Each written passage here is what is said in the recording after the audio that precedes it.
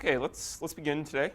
So we're going to start where we left off last time, which was talking about in-order superscalars. So as you may recall, just a brief review, we were talking about these sort of a little bit more complex pipelines. We were able to execute multiple instructions at the same time. Sometimes instructions had to sort of be steered, if you will, between the A and the B pipe coming from the two different instruction registers. We have to double our decode. We need to check to make sure that there's no dependencies between the instructions we're trying to issue at the same time, and our decode logic will do that, so there's going to be some sort of cross-communication inside of there.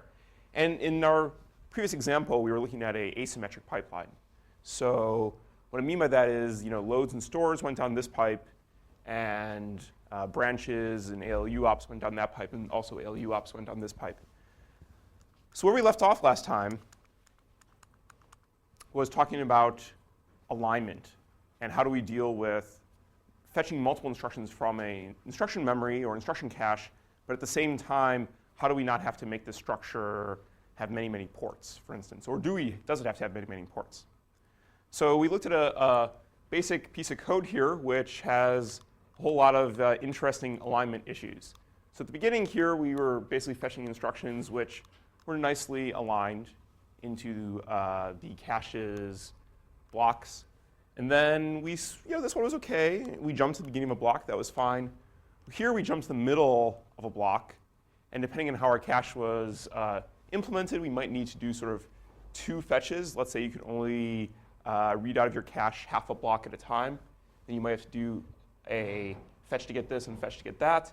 And then here we even have things which sort of cross cache lines or cross complete cache blocks, which is quite a bit harder. So let's take a look at this.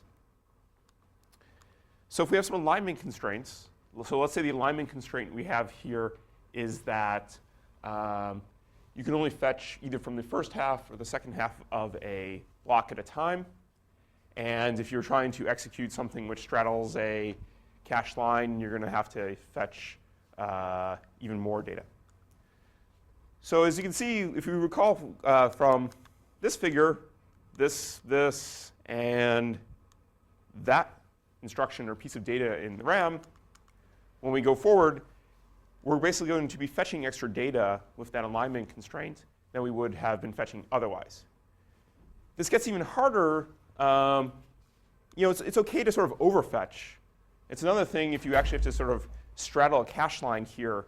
And because the question comes up, can you fetch those two at the same time from the cache or not?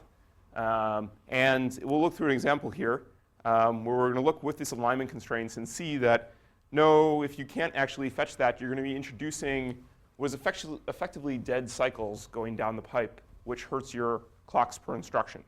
So here is the same instruction sequence that we had here.